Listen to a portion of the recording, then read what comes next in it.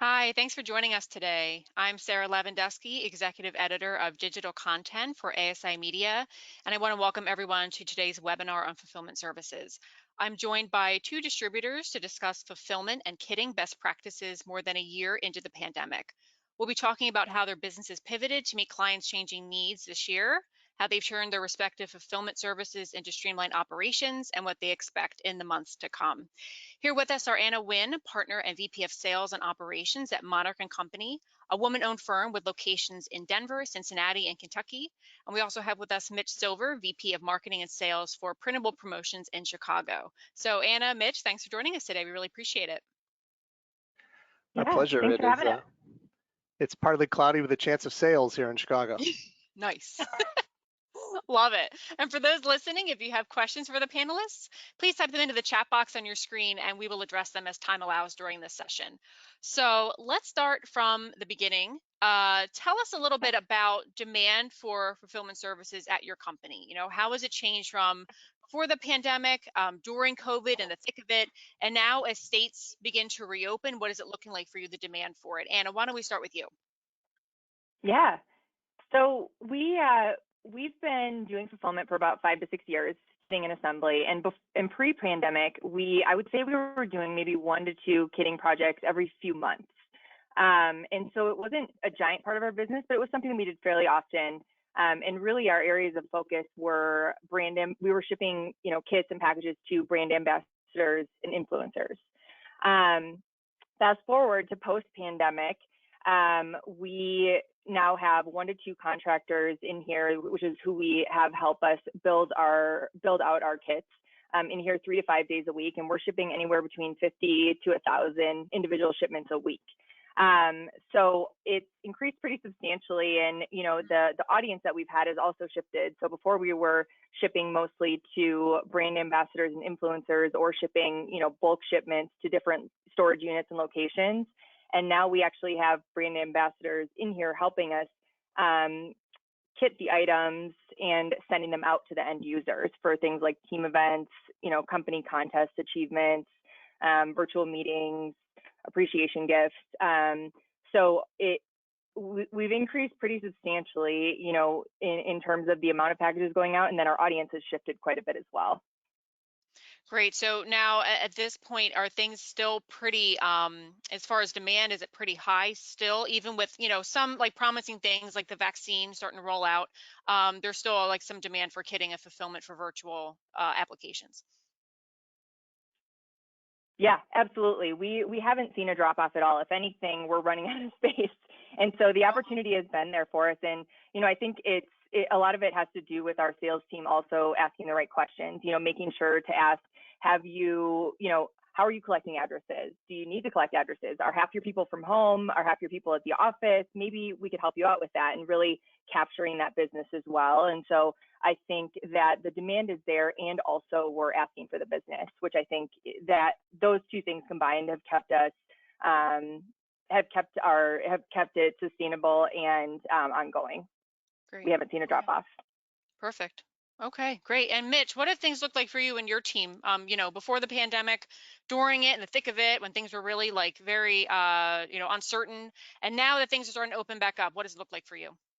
Well, first of all, I just want to say I'm so proud of the team that we have assembled here at Printable Promotions. We have pivoted, we've retooled, we shifted, we veered, we swiveled, any other verbs you can think of that rhyme with or sound like pivoting. But we had a great 2020 in the end. We were number 2 on the ASI's Best Place to Work award. And our team really showed why we were in the designation, because 2020 was definitely a challenging year, but we came out on the other side. It's funny, you look at our actual office space, and much like Anna said, at the beginning of the pandemic on March 13th, the day we all remember when the world shut down, we had like 4 to 5 tables in the corner that were folded up that we used for fulfillment projects. We maybe use them 3 to 4 times a year at most. But then around April of last year, we permanently set up those tables. They became filled with KN95 masks and 3-ply masks and hand sanitizers and wipes and touchless tools and surface wipes and anything you could think of we had out. Our office actually at that point looked like the Costco of medical warehouses. It was kind of a funny look. But somehow in July, we decided to send out our very first kit to our clients. So we picked about 75 of our top clients and prospects, and we sent them a hang in there kit. And in that kit, there were PPE items, there was collapsible water bottles, adult coloring books, things for working from home. And from my recollection, that was really the turning point where we started doing more and more kitting fulfillment projects. So those 4 to 5 tables we had in the corner became 10 to 12. We added rolling carts, we added rolling laundry baskets. We even actually purchased a shopping cart to move stuff around the office. So besides that physical transformation, we actually had to nail down a pricing model. And I'm sure many of your viewers and listeners would relate to this, but before the pandemic, when someone said, can you do fulfillment for us? How much is it? We would kind of do like, $4. You know, it was really an inexact science. So to get everyone on the same page, we created a kitting price list. And so actually, here it is on the wall. We have it digitally too, but this really allows us to have everyone on the team on the same page. And it's become sort of we've become a well-oiled machine as a result of the pandemic and the amount of kitting we're doing. Great. Perfect. Yeah, thank you. So now what kind of, just to get into some of the nitty gritty of it all, like what kind of software do you prefer to use for processing addresses, creating labels, estimating shipping costs, all of those important things that go into not only each order, but then making sure you have details to communicate to your clients? Mitch, why don't we start with you for that? Yeah, sure. Our fulfillment team was using stamps.com before the pandemic, and through a recommendation from another distributor in Virginia, Mark from our fulfillment team started checking out this great piece of software called Pirate Ship. It's kind of a funny name, but Mark tells me it's really intuitive, it's really well supported, and the reporting is great for sharing tracking information with clients. So that's something we use regularly. And we realized that early on, the clients had questions about how much is it going to be to ship this? You know, I need to fill out that cell on my spreadsheet. How much is the whole thing going to be? And the answer that wasn't going to be acceptable to them was going to be, it depends. You're just going to have to trust us. You know, when you multiply, 100 shipments, 250, 500, 1,000 shipments times the cost of freight or outbound shipping to people's addresses, it's a big number. So we had to get really good at quoting, and the Pirate Ship software helped us do that. And here's a little tip for those viewing today. We simply looked at how much would it be to ship a under 1 pound, 1 pound, 2 pound, 3 pound package from Chicago to 90210. It was a zip code we all had on our mind. It was California. It's about as far as it can get from here. It's going to be the highest rate at that. So we started quoting that number to people. And I think clients really appreciated having a number to plug into that spreadsheet rather than just, I don't know. So Pirate Ship was really helpful for getting us those numbers to the clients. Ballpark. Great. Okay, perfect. And Anna, how about you? The software that your team prefers to use for those important details for each order.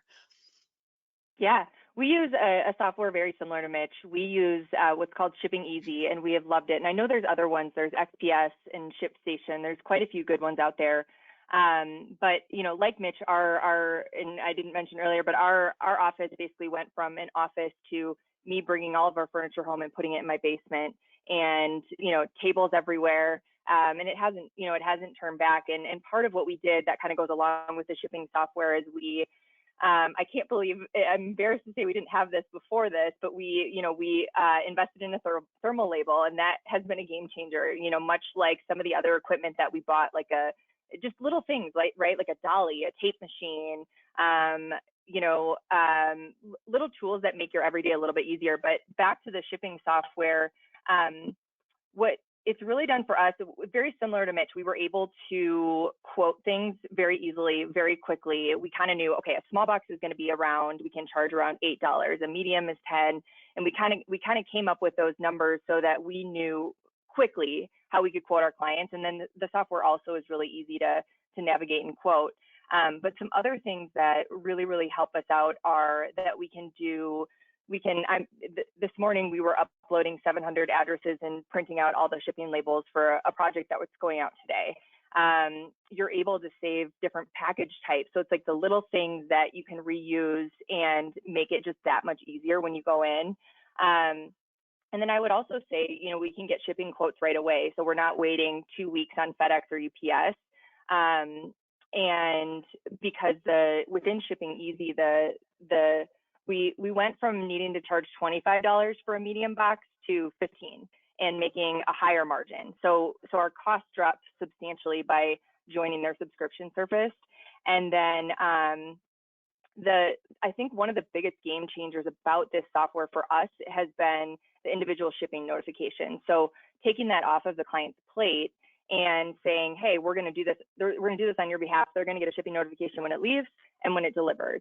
And then we're going to send you a bulk list because it's as easy as an export.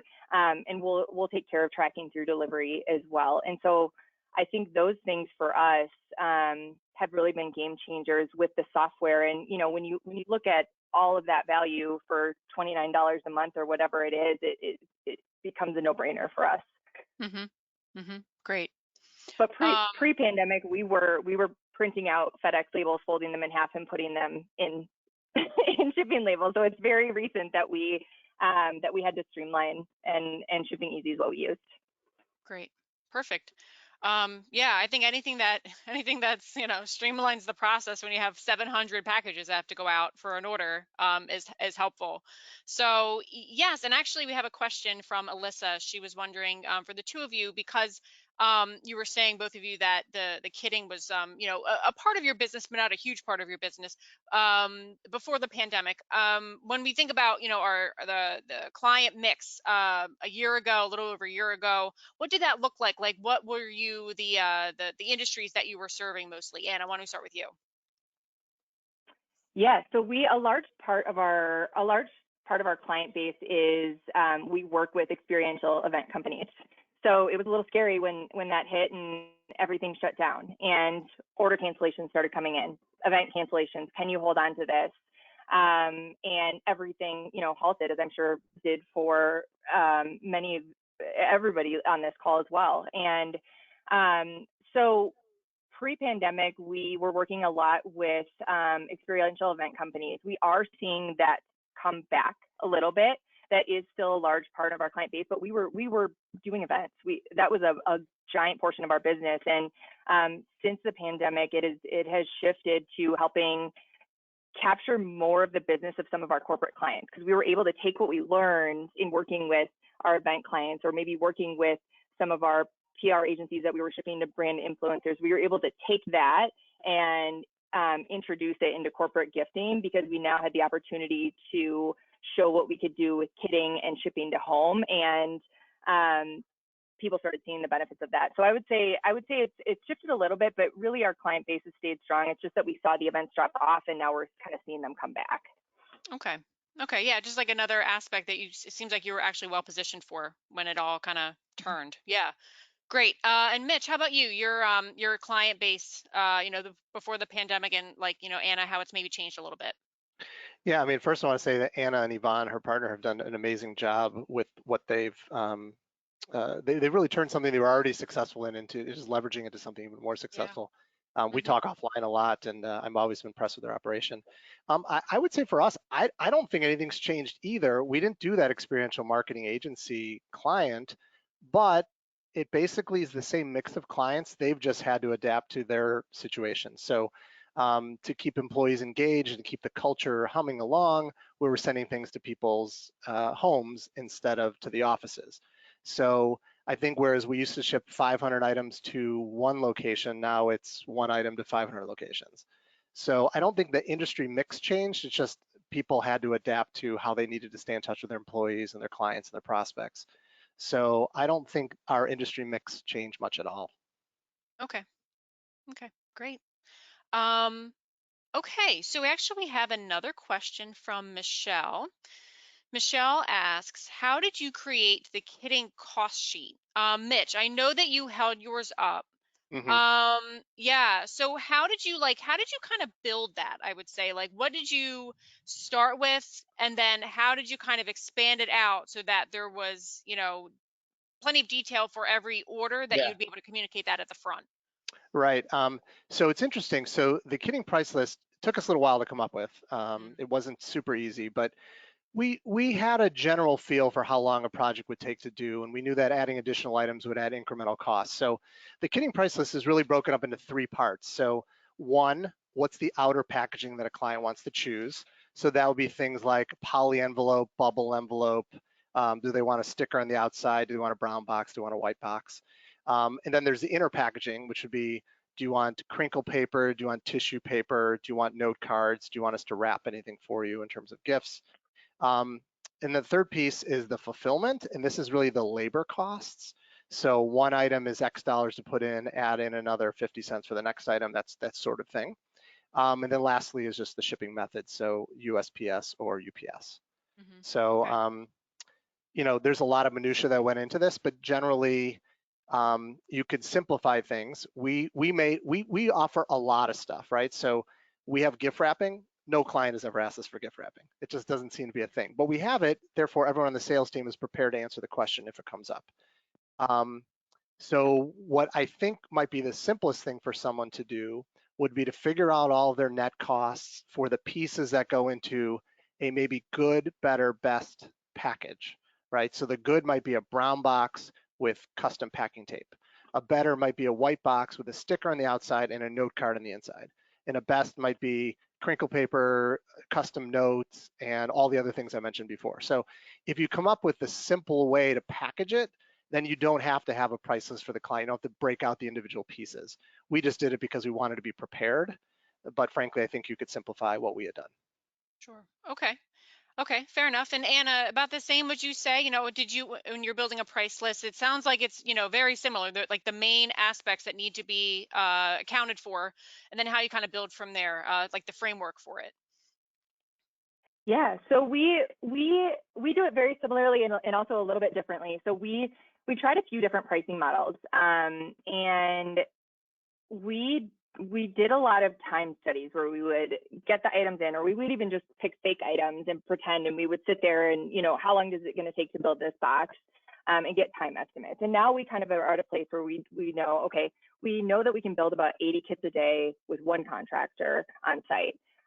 We kind of know what our box costs are going to be. We kind of know what our tape costs. We have, we've invested in some equipment so that we have tape on site, clear tape and packing materials. And so one thing that we're testing now, I wouldn't say it's perfected, but one thing that we're testing now is doing a service charge. So if you have up to 5 items in the kit, your additional cost per kit is $12 to $15. It depends on how many items and the complexity, and sometimes it's going to be more, sometimes it's going to be less. But we kind of know our bare minimum of what's going to cover us. And then what we've seen from that is that clients can kind of pick and choose. We used to put that service or fulfillment fee in the cost of the kit and just present it as a kit, but everyone asked us to break it out. And so at first we said no, and then we kind of thought about why we were saying no and decided let's try a different route where maybe we can price the product so they're not, extra marked up, and then we can have a service fee. So now what we do is we separate it out from the kit or from the products that they're picking, and it's up to a certain amount of items, and it's a service fee, and maybe it's $12 to $15. And then I think too, one thing that would be really wise if you're just starting out in fulfillment is not only doing the time studies, not only tracking that information, but also maybe charging a management fee, because you are going to run into things that you just can't predict. And at this point, I mean, we see something new come through here every day. Right now, we're dealing with plants and shipping those and all of the fun that comes with that. And so there's, you have to become experts in everything. And so I think a management fee has saved us a lot of times, that maybe 5% of the project, 10% of the project, 15% of the project. Don't be afraid to charge it, because there are times where you're going to need it. And if you don't, great, then there's some extra margin for you. Great. So we've really tried to take an approach of really streamlining it to a price that's, between $12 and $15 that, on some projects we're going to win and we're going to get, way more, and on some projects less. But within that management fee, we have the box, the tape, the crinkle, the assembly, the inbound QC. We try and make it as big and as painful as possible so that the client realizes like there are things that we're doing that warrant this cost, and we're really good at them, and that's why it's worth it for you to pay this cost for us to do this. Okay, great. Yeah, wonderful points. Thank you, both of you. We have another question from Winston. He is wondering, which I think is a good question too. What was the reason for the decision to assemble and do the fulfillment in-house instead of hiring a third-party logistics company to help you manage the pick and pack process? Anna, how about we start with you there? Sure. So we have done both. And the decision ultimately to bring it in-house is the flexibility and the control.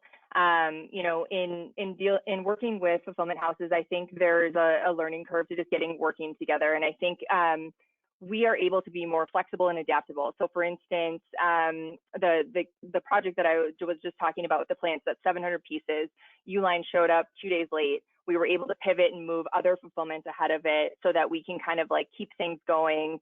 And so for us, it was really the flexibility and the control. We know that we can promise a Monarch Eye on every creative kit that's going out of here. And we have the control. We can see all of the products coming in. You know, some of the products that come in, we have to send back, or they aren't right. And it's just for us, it is the control, and then also that we were able to figure out a way to capture the costs and still make money off of them. Okay. Yeah, Mitch, how about you? I would say Anna nailed it. I think those are the exact same reasons we brought it in-house. I think the only other thing I would add to that is, you know, when you're doing international shipping, which we can certainly talk about later if you'd like, you really need to make sure all your I's are dotted and your T's are crossed. And I feel so much better having it under our roof and with our experience than just not knowing. So it ultimately comes out of control. Yeah. Okay. Yeah, fair enough. Yeah, I can see how you'd want to have, like you said, want to really have your eye on everything going out. It's really important. Yeah. And we have a question from Michelle, and she's wondering, what sort of margins are you getting? Are you seeing on these? I mean, I guess, you know, it depends on the kit, depends on the client, but generally speaking, like, our margins pretty healthy. Mitch, I'm going to start with you there. Well, we pay our part-time labor that's doing the kitting and assembling $15 an hour. And I've never actually really done the math. We do track their time for each project, and it goes against in our CRM. It goes against the margin for the project. So we're accurately reporting for our salespeople what the profit margin is. But I think you could do pretty well. I mean, at a minimum, you can mark up all the shipping, and especially the international. And we even charge a $15 paperwork fee for filling out an international paperwork for somebody. I think it's pretty healthy. It's definitely added to our bottom line. I know that our top line sales aren't where they used to be, but I know that the margin has maintained itself and even been slightly higher. So I probably could dig deeper. I just don't want to be data rich, information poor. I mean, I know it's going well. I just don't know exactly how well it's going. So it might be hard for me to give you specifics. No, that's fine. I think it's fair to say, like, and you know, you mentioned it again. You know, make sure that you're don't give anything away for free, right? Like, this all takes a lot of work. Like you're saying about the international paperwork, it's a bear. Like, you know, that's someone's time. So absolutely, you know, that needs to be, you know, calculated into the total cost. Yeah, totally. Anna, how about you? Margins for you guys, what's that looking like right now? Pretty good. Yeah, we average 40 to 50 points on everything. And we try and stay closer to 50. And I would say our projects, we do the same as Mitch, where we actually input, we pay 20 to 25 an hour, which is the market out here. And we also add those costs in. So we've been netting between 40 and 50 points, sometimes a little bit higher than that, just kind of depending on how it nets out. But we basically kind of, you know, do our time study of how long we think it's going to take. And we make sure, you know, that I mentioned that full service costs that we're going to be covered there. And Mitch had a great, you know, point about charging for those little things. You know, printing 700 labels takes like 2 to 3 hours, and that needs to be charged for. Receiving packages takes time every day. And if there's any incidentals that go wrong. But even with those incidentals, we've figured out a price to charge that we can still average out around 40 to 50 points. Okay. And Sarah, if I can just chime in again, I think it's easy to average 40 to 50 points if you're putting together kits that don't exist anywhere outside the industry, right? Or even within the industry, you're making your own thing. So, you know, when you're combining this food plus this snack plus this printed product plus this unimprinted product, this item from Amazon, this item from Uline, you are really creating something that cannot be price shopped. So you definitely can make money on that product. One of my favorite people in the industry is Danny Rosen, and I suspect Winston knows who he is as well. His favorite phrase for me is, where there's mystery, there's margin. And there's a lot of mystery in how we get this stuff done. And Anna knows as well as anybody, like, you know, receiving and packing and putting it together and making it all work and getting to people on time. Like, there's a lot of mystery there, but we figured it out. Wonderful. Yeah, great point. That's a great point. Yeah, agreed. Awesome. Okay, so let's jump into continuing the discussion about costs. You know, I know right now shipment has been kind of a nightmare. You know, I know Q4 was really tough. There's been a lot of supply chain disruption. Deliveries were delayed all over the place. It was kind of tough. So just in general, you know, and I know shipping comes with a lot of costs attached. You know, there's taxes, there's fees, there's, especially if it's overseas, going overseas. So how do you communicate with a client about what to expect for timing, costs, even at the beginning when it's like still kind of uncertain? You're not, I mean, how can, like I think Mitch mentioned before, you can't know everything that's going to happen. So how do you kind of communicate like that?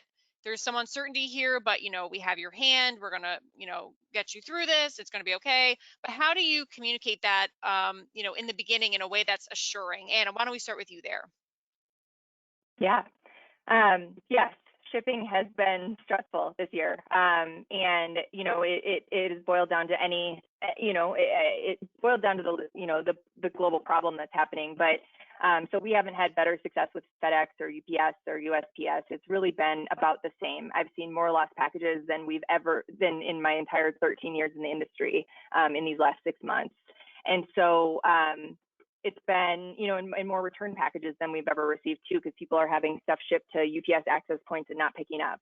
And so, you know, with us, we really, we do a couple things. One is that we had our ship date that we tell the client that we're shipping out of our fulfillment warehouse, which is our 1,500 square foot office.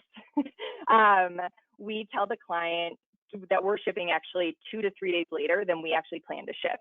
And then on the back end, we tell them it's going to deliver 2 to 3 days later than we actually think it's going to. And unfortunately, sometimes that hasn't been enough. Sometimes 2 to 3 day buffer hasn't been enough to deliver all the packages on time. And so what we do is, you know, we're just honest. We just say, you know, shipping is chaotic right now. Here's what we suggest. Here's what we think is gonna get everything there on time, and we're gonna do everything that we can. And you know, sometimes that's a rush. Sometimes it's expedited shipping. But still, even with expedited shipping, we haven't seen. And so really our the biggest thing that's helped us is trying to stay 4 to 5 days ahead of their timeline to really, really guarantee. And I know that's not always possible. And so in those instances, we really over communicate that we're going to do everything we can. Here's what we'd suggest to get things on time. And we have seen packages not deliver. And, you know, we're happy to send an email. We're happy to, you know, we're going to follow these through to delivery, and we're going to make sure. And luckily, our clients have been pretty understanding of that. I think, you know, everybody's seeing it even with their personal shipments. So that's really nothing special, but that's kind of what we do. Yeah, so they've been understanding, you said, which, I mean, like it's been going on for so long. And like you said, your own personal shipment's going through the same thing. So yeah, people have to just kind of be understanding that, you know, they have to build in these buffers and mitigate as much as you can, but you know, there's still some uncertainty there. Yeah. Yeah, for sure. And Mitch, how about you? You know, communicating at the front end about kind of what to expect when you don't know what to expect. Yeah. I mean, Anna did a great job addressing sort of like the timing and the logistics. I want to talk a bit about the cost side of things. So when you're running a fulfillment center out of your office, there's always going to be inbound freight costs, right? So for example, if I'm doing a kitting project for a client that has 4 items in it, I've got 4 inbound freight costs that I've got to calculate and then charge the client for. And luckily with suppliers these days, the websites are great. So it's really easy to actually figure out what your costs can be ahead of time and then share that in the sales order to the client so they're aware of those costs up front. Now, when it comes to things like packing, tissue and packing stuff and boxes, things like that, we build in the inbound freight for that to our offices into the cost of the product. Like there's no reason to charge the customer extra for that. It just eliminates some friction right there. So as I said before, when you're shipping domestically, those numbers are pretty easy to get out to the client up front. But if you're shipping internationally, things definitely get a little trickier. And for your viewers out there who have not shipped internationally before, I pity you. There's really two main ways to get products through overseas, right? So there's USPS and there's going to be a major carrier like FedEx, UPS, or DHL. When you ship through a carrier like FedEx, UPS, or DHL, there's two charges. One is the actual freight to get the item to that country, and two is the duties and taxes that are billed directly to the shipper number for that shipment getting to that country. So years ago, we shipped some button-down shirts to a client in Paris. And we didn't think much of it, but when the duties and taxes came back, it literally was as much as the product because Paris is a major exporter of fashion, clothing, merchandise, like things like that. So they don't want things coming into their country, so they tax the heck out of it when it comes in. Now, if that same order was shipping to Spain, the duties and taxes would have been much less. So it's a challenging moving target, to quote the duties and taxes up front, and we generally don't even go that way. So to avoid the duties and taxes conversation, we simply ask for the client's shipper number, which is always good to have, and then we charge them that $15 to fill out the paperwork. So that's upfront a win. If we're doing USPS, we use our Pirate Ship software, and the rates are typically 60 to 70% less than using a major carrier. But there's two drawbacks. One, the transportation times tend to be longer and less guaranteed. So if you have a absolutely positively must have to be here date, it's just not going to be a sure thing. And here's the kicker. When you ship on USPS overseas, the duties and taxes are billed to the recipient of the package, and they need to pay that to accept the package. So Sarah, I don't know about you, but what would Emily Post or Dear Abby say about that social awkward situation, right? Here's a gift, please pay for it. Yeah. Right? But you can get around that, and there's a few tricks you can do here and there. So the declared value is what the duties and taxes are calculated off of. So distributors out there put in the net cost, and therefore the duties and taxes will be less. And if they're below a certain threshold, generally they're not even collected. So that's one little workaround. And lastly, regardless of whether you ship through a major carrier or USPS, expect problems if you're shipping to India, Brazil, Russia, or any of the countries in Eastern Europe. There's definitely going to be some problems, so don't guarantee any arrival dates. Yeah, I just saw Anna have it was a head shake of familiarity. We still have 100 Netflix dog toys in India that would have been there for about a year. So. Oh no. Actually, that leads well into my next question for both of you, which has to do with, shipping overseas. And I know, like, the great thing about virtual, sending virtual kits for virtual events is that you can have a lot of people attend. So maybe you used to have, an employee team building event every year in person, and your people overseas that are part of your team wouldn't fly necessarily to the office for a day. But now everybody can be involved. You can get them swag, or if you're having like a virtual fundraiser, more people can attend virtually. That's more money for the nonprofit organization that's having the fundraiser. So it's great in that way that you can have more attendees. And I think there may be some of that, even after we go back to normal, quote unquote. I think there will still be some hybrid opportunities for companies that have people, overseas that they like to attend. But that also can be a challenge for companies like yours, where you're sending a big order number. Like Anna, you said 700 this morning. It's a big order number, and it's also like there's overseas applications to that. So, and there can be. So, how do you address like a very large number of packages in one order? And also, how do you address the overseas, the element of that? Like, how do you kind of have a consultation with your clients about what this actually is going to mean, the reality of this, Mitch? And why don't we start with you, Mitch, because you mentioned about those difficult countries to ship to. Yeah, I would say this is a tough question to answer, and I really wish there was a silver bullet. I have not discovered one, but so I'm open to hearing what other people think. But We're working on a project right now. It's a great kit. It includes a journal and a pen, one of those video call lights that lights up your face a little better, plastic coffee mug with a spoon, some tea, some coffee. It's got a mini champagne bottle filled with champagne flavored Jelly Bellies. We even have some of these signs going in there, the you're on mute signs Nice. or calls. Nice. And there's 1,000 recipients that are getting this kit. But here's the hard part: only a third of those 1,000 are here in the United States. So we've got 2/3 of this order that's going to Asia, Europe, Latin America, South America. And we just had to say to the client, like, look, we have this trusting relationship. We can't give you those numbers up front, how much it's going to be, but just know that we're going to tell you whatever the charge is, we're just going to pass it right through to you. I would say in most cases, even if the client says, but I really need to know up front, we would say to them, well, do you have the address list? And they'll be like, no, I don't have that yet.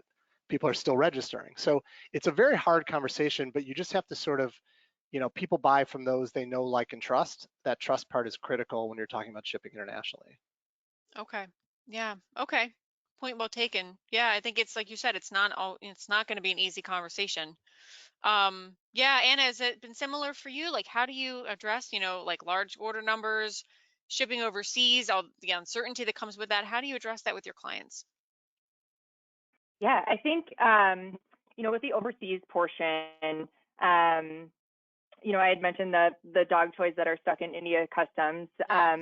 We Since then, one thing that we've done that has been so helpful is we have worked with our local FedEx rep to find somebody that has an email, a phone number, and I've been on video calls with that is really, really knowledgeable about their international shipping department. And so when I have something shipping, I can go to him and say, hey, Damon, we are shipping coffee with creamer in it to these 4 countries. Do you see an issue?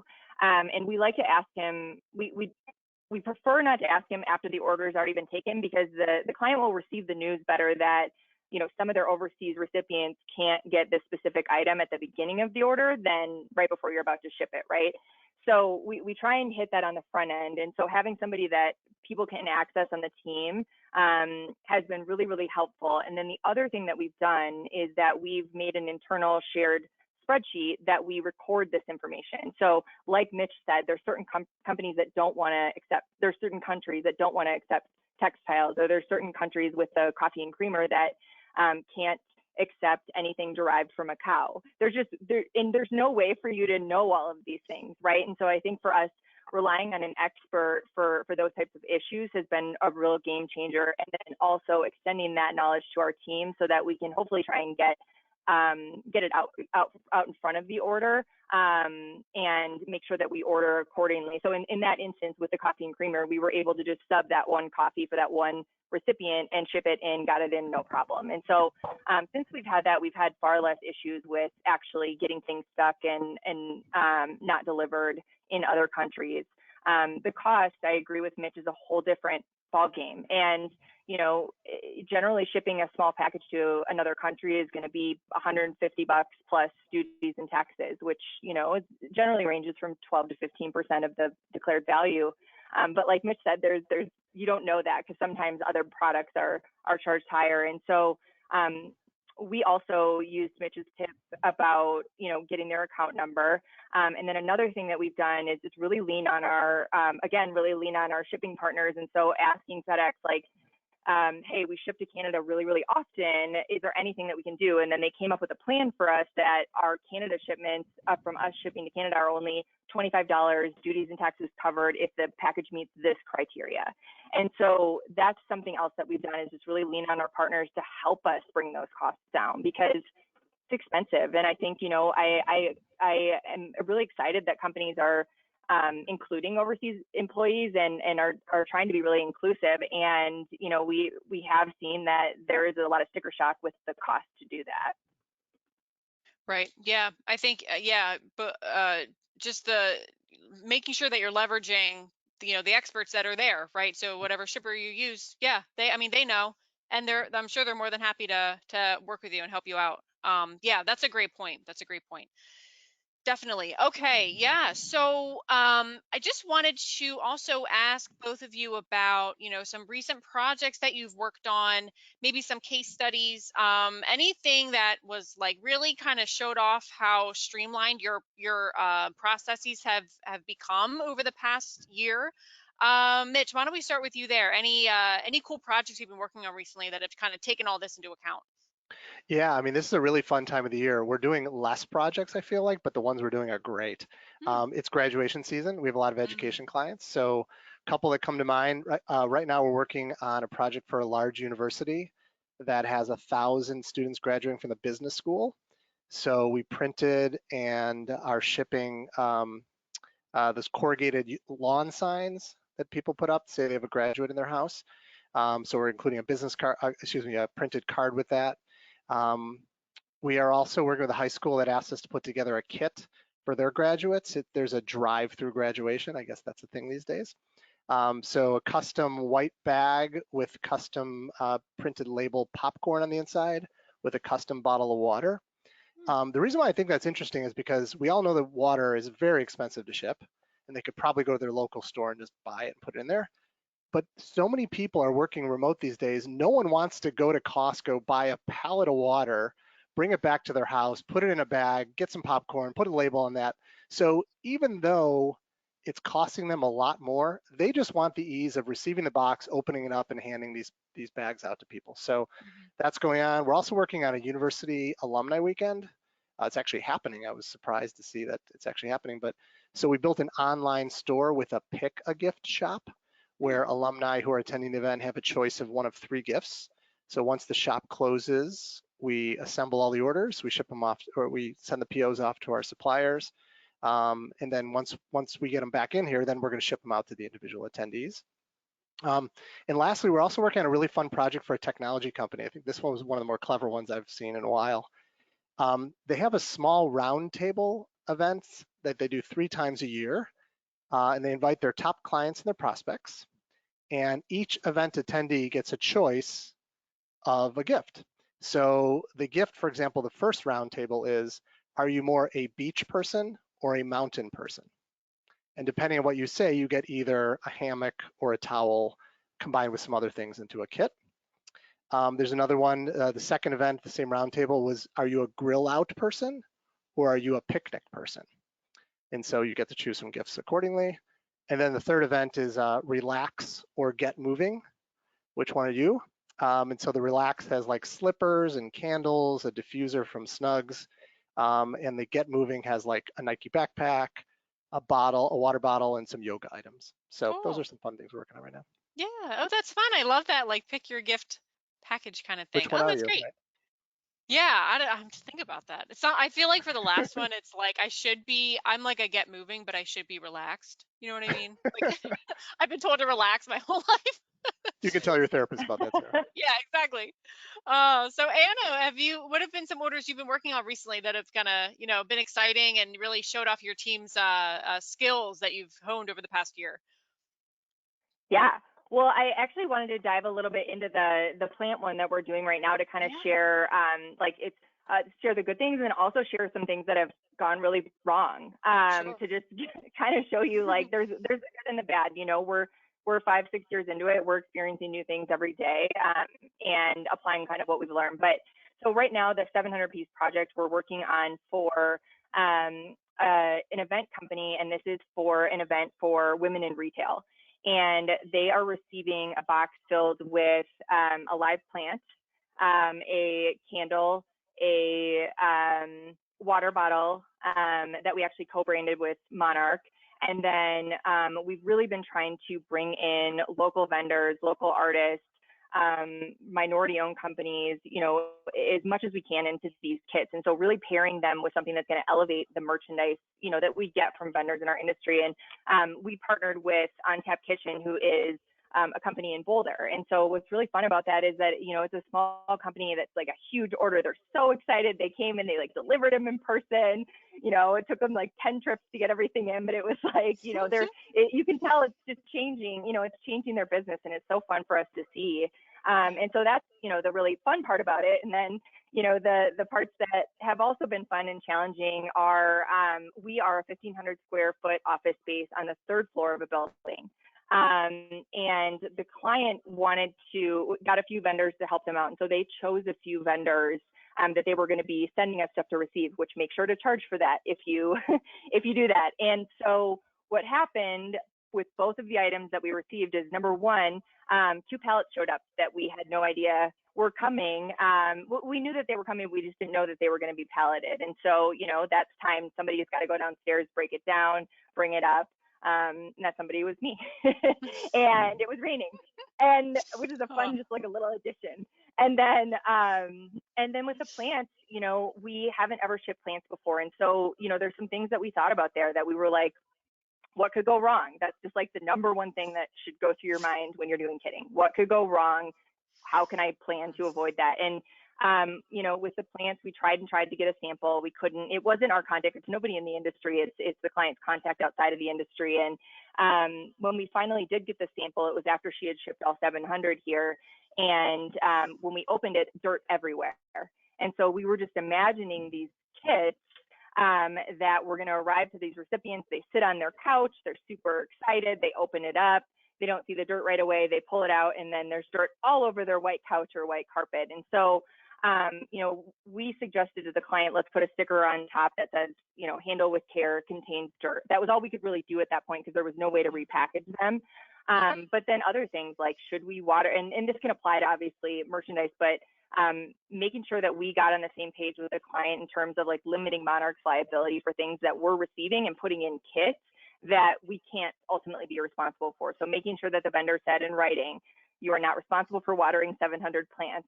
You are not you are not to open them. You're just to place them in the box. We had her mention that they can withstand any temperature. And so it's really thinking about like, what could go wrong? How can I be more of an expert on this product, even if I'm not providing it? And how can I provide that much more value for the customer? Because the customer is going to remember those things.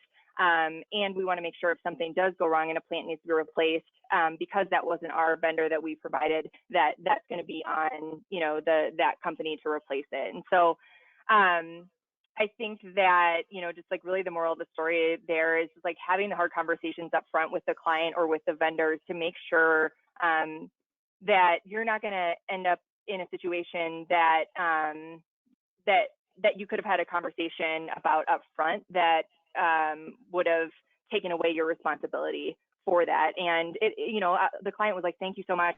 I didn't even think about that. Totally above and beyond. So she'll remember that. So that's one that we're working on that's really fun. And we have one that we recently did was a gifting program for LaFrog. And we, which is a liquor brand, and we did hunter boots for them that we logoed. They were recreating this experience of this distillery. And essentially what happens is you go there, you buy a bottle, you get a piece of land, you put on these rubber boots, these rain jackets, and you go out and you like put your flag in this piece of land that you own. And so we were recreating that experience for some of the people that helped this brand keep going during the year. And so they got this package delivered with hunter boots that we found a decorator to decorate, a really nice raincoat, and then a Yeti. And I'm like, how do I get one of these packages? But a really fun, just like kind of recreating that experience, and just fun to see a company invest so much in the people that helped during a really hard year. And then we so many other random things. We actually have 200 pieces of luggage. We got a luggage order right in the middle of the pandemic, which was weird, but made it happen, and the luggage went out, and hopefully people love it. And then we have projects where we are using common SKU portals. That's been a big. I forgot to mention earlier when you said technology. The common SKU pop-up shops have been a really big game changer for us in terms of being able to collect those sizes and addresses. And so we have a lot of those coming through, whether that just be like a vest and an insert card. One thing that we really push our clients for that really just helps add meaning to it is always adding a 5x7 insert card, and using a local printer down the street that can drop it off for us. It adds such such a different experience to open something up and just have a gift versus like, here's a note about why this gift is important, why we gave it to you. You know, a lot of times it may be coming from the CEO or the owner of the company. And it just adds a nice touch, we think. And it's also a moneymaker. We can charge, you know, $1.50 to insert it, and we maybe pay 25 cents. Mhm. So yeah, that's some of the projects we've been working on recently. Great. Yeah, it sounds like you're able to offer, even though, you know, we're not together, you're able to offer an experience, like you said with the Hunter Boots, you're able to offer an experience through these boxes, which is, you know, it's delivered right to their door. You know, it's like the convenience is so great. So, along those same lines, you know, and actually we have about 9 minutes left. So get your questions in if you have any left for Anna and Mitch. Last call for that. But I just wanted to ask you about, you know, looking forward these next few months. I mean, it sounds like, you know, our country is doing very well, knock on wood, with the vaccine. Things are starting to open up, some states more than others, but, you know, everybody's kind of on that, you know, slow and steady path now to reopening, which is great.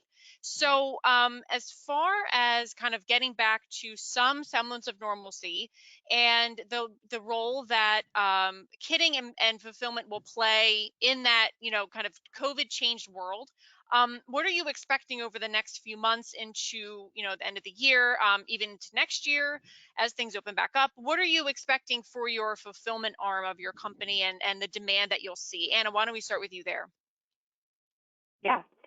I think kind of along the lines of what I was talking about at the beginning as well, is I think that it'll still be there. I think that maybe some of the phrasing may change, but the need will still be there. And I think it's our responsibility, if we want to capture it, to ask the right questions, to make sure, to just see, you know, can what we're doing, can we use what we know to apply to this as we're moving forward? And I think, you know, when I think about like the nuts and bolts of what triggers, like, you know, when we see like, oh, they actually want a kit, but they just don't know it. I think, you know, some of those things for us are do you need to collect sizes? Do you have time to do that? Because we could set up a nice store for you that'll take, you know, not that much time. We'll charge for it, and it'll take a lot of work off your plate. I think the cool thing is that because we were kind of forced into this, companies have now seen the benefit of, you know, us collecting the sizes and the addresses. And now they're willing to pay for it because they've seen like, oh, you know, I don't have to spend 2 days trying to track everybody down. And I also think that, you know, while people may start returning to work, I personally, you know, I don't know, but I personally think that it's going to stay a hybrid. And I think it's going to be hard for people to track down, like, are you at home? Are you at the office? And so, you know, I think that we certainly haven't seen any sort of drop off. If anything, we've seen it pick up more. And I think it's just going to be identifying those opportunities that kind of play to the strengths of assembly and kitting, which, you know, is really the data collection and the individual address collection for us. Okay, great. Thank you. And Mitch, how about you? The next few months, what are you expecting? Yeah, I mean, let's just say if this was the stock market, I'd be totally bullish for sure. I think that when it comes to events, a swag bag or an experience in a box, like we call them, is mailed directly to someone's home. I mean, that's unbelievable. I mean, Yeah. here's why. Like if you go to an event or a trade show, typically what you do before you leave that event is go through all the things you picked up. And it's very unlikely that all the items you picked up make it back to your home. But when a product arrives in your house in a box, with a card, like Anna said, with a message, and you feel appreciated, that item has made it through a lot just to get to your house. And that's really where a sponsor wants to be. That's really where a salesperson wants to be. Like, I think that's really amazing to get into someone's home. So I think even if you're doing a hybrid event, like Anna referenced, you could say, hey, you can't make it to the event, we can bring the event to you. And by the way, if you're one of the first 500 people to register for the event, we'll send an experience in a box directly to your home, right? Now a sponsor has a chance to put something in that box, whether it be actual printed material, a sample of their product or service, or some other form of collateral, like that's getting into your home. So I advise my clients all the time, like make the experience in a box a selling point to get people off the fence to register for your event. Yeah, And I think that's great. some clients actually say to me like, well, I don't want people to have FOMO. What if they can't be the first 500 register? Well, I've got an answer for that. Here's what I say. I say, tell people that everyone that registers by X date will be entered into a drawing to receive one of a limited edition 500 experiences in a box. Right. And so I think you elevate the status of registering for the event, and then people obviously get the double whammy of winning the box and then actually getting it to show up at their house. So I think these experiences in a box and kitting are not going anywhere. I think there's unboxing videos. You just look all over YouTube, you'll see people are excited opening these things. So I don't see that going away. So I'm totally bullish on these things. Wonderful. Yeah, I think what you're saying is, yeah, both of you, just the convenience, the excitement that you create around it. There really is a silver lining to having been like compelled to, really streamline this process, this fulfillment process. And I think, like you said, there's so much. Now we're really seeing how much value there is in that, and offering an experience on the doorstep. And Anna, like you said, we're not going to be able to track. It's going to be a nightmare to track, like, who's in the office, who's are they in the office 2 days a week? When is it going to, when is it going to arrive? Are they there that day? It's almost going to be like, okay, we're just going to have to pivot now to home shipments. And I think, a lot of companies are seeing the value in that. Great. Well, we have a few more minutes, 3 minutes. Did you have any closing thoughts, Anna, about, for anybody who's listening, kind of like a couple takeaways? Yeah. So I think, Mitch, I think you made such a great point there. I think like the experience in a box is huge. I think, for anybody looking to start out, I think just giving it a try and seeing how it goes, and testing out also a fulfillment center. I would say that the biggest takeaway that like I would want to leave people with is to not be afraid to charge for your value, because I think that that's how we can elevate ourselves as an industry and make sure that we're getting make sure that we're getting paid for the value that we're providing. And we've even tested some numbers that were like, well, they'll never approve this, and then they're just like, okay, good. So just really kind of put yourself out there and try different things, and make sure that you're getting covered for the value that you're providing as you're dipping your toe into the kitting or assembly. Well said. Thank you, Anna. And Mitch, how about you? Yeah, I would say, Anna and her team have done an amazing job streamlining this. We've done the similar things in our office, but it's really easy for people that are watching this webinar to be super pumped and super excited to want to go out there and do this themselves afterwards. I've been in your shoes, and I know what that's like. My advice for you is don't be so quick to jump into it. Consider the fact that so many suppliers out there are doing this for you. There's lots of kitting and fulfillment services these suppliers offer. So I would say let them do a lot of this stuff, because believe me, it's much more than putting everything on your dining room table and starting putting things together. There's so many more moving parts. But I will say there's one exception to that, and that is that in our office, we call this right client, wrong project. So for example, the other day, a client said to me, I need 15 boxes for influencers. We are a shipping container company. We want some wooden pallets on the bottom of the box. We want some products, and then we want you to close it with a net. So because that's what we do, we package things. That's how they're packaged on an airline. Mm-hmm. And I thought to myself, this is something I would normally run away from, but frankly, it's the right client, wrong project. But this project has a chance to be a trophy project that I can take pictures of and put up on my website. So if it's small and you think you could handle it and you think it's worth it, it's the right client, I would say you can go for it. But otherwise, it's a lot to bite off when you start to take on this fulfillment stuff. Okay. Yeah, fair enough. Well, thanks, Mitch. I appreciate it. Thank you both for being with us today. And thank you to all our attendees for being here with us. And this webinar will be available starting tomorrow at asicentral.com/news, as well as in our newsletters and on our social media. So you can come back to it if you'd like, and also send it to your networks. And anybody who wasn't able to be here today, you can send that to them as soon as it's ready. And please stay with ASI Media as we continue our industry coverage. Have a great day. Thanks, everyone. Thank you.